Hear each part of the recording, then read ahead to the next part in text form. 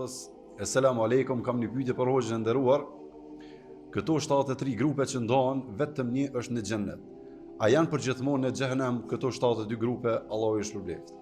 Aleikum assalam wa rahmatullahi wa barakatuhu. Në hadith, pejgamberi sallallahu alaihi wasallam ka thënë se teftariqu ummati, ka më përço ummeti jam.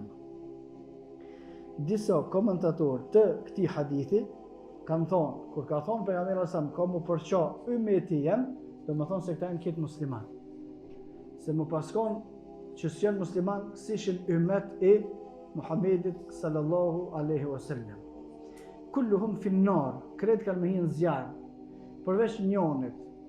Kanë thonë, kretë kanë më dënu përkohësisht për devimet e tyre, pastaj kanë me dalë për xhehenemit për shkak se kanë qenë musliman. Kurse ata që kanë qëndruar drejt nuk kanë me hinë në xhehenem hiç, s'kanë më dënu hiç, kanë me ecë direkt.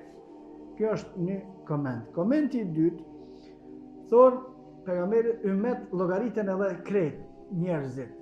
Ummeti Muhammedit sallallahu alaihi wasallam llogaritën edhe ata që nuk janë musliman prej ordrës së Muhammedit sallallahu alaihi wasallam për shkak se të gjithë e kanë pas për detyrë me u përgjigj, po pse që kanë përgjigj, ajo është problemi i tyre. Pastaj nëse këta nuk bën pjesë të ummeti, shkojnë në xhehenem përgjithmonë, përveç ehlus sunnetit që nuk shkojnë në xhehenem. Këto janë dy shpjegimet më të njohura.